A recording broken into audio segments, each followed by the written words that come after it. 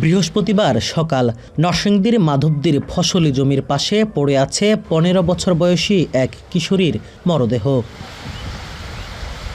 স্থানীয়রা জানায় ২ সপ্তাহ আগে স্থানীয় বখাটে নুরার নেতৃত্বে ৬ জন এই নারীকে ধর্ষণ করে। এই ঘটনায় স্থানীয় ইউপি মেম্বারসহ কয়েকজন বিচারের দায়িত্ব নেন।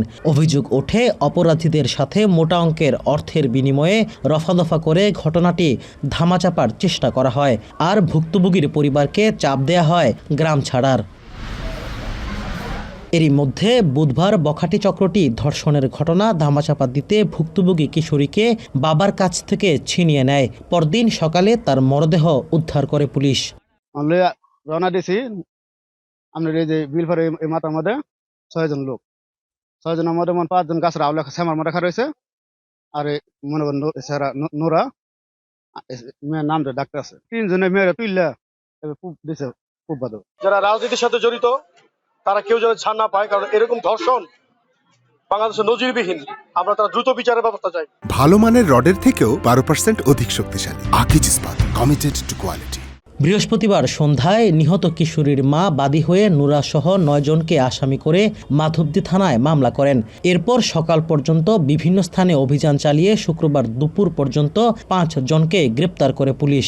এরই মধ্যে ঘটনাস্থল ও মাধবদী থানা পরিদর্শন করেন ঢাকা রেঞ্জের ডিআইজি রেজাউল করিম মল্লিক। বলেন, মূল অভিযুক্ত নুরা সহ বাকিদের গ্রেপ্তারে চেষ্টা চলছে। পুলিশ গতকাল যখন তাদের নজরে এই ঘটনাটি আসে এবং তাৎক্ষণিকভাবে তারা ব্যবস্থা নিচ্ছে এবং এজাহার হয়েছে। এজাহারে ৯ জন আসামি করা হয়েছে। এই ধর্ষক হিসেবে ৪ জন এবং সালিশকারী হিসেবে ৫ জন। তার ভিতর ধর্ষণ ৪ জনের মধ্যে ২ জনকে আমরা গ্রেপ্তার করতে সক্ষম হয়েছি এবং সালিশকারী ৫ জনের মধ্যে ৩ জনকে আমরা অ্যারেস্ট করেছি। আমাদের একটা টিম বাইরে কাজ করতেছে, যে ২ জনকে আমরা এখনো গ্রেপ্তার করতে পারিনি। আশা করি ইনশাল্লাহ আমরা গ্রেপ্তার করতে সক্ষম হব।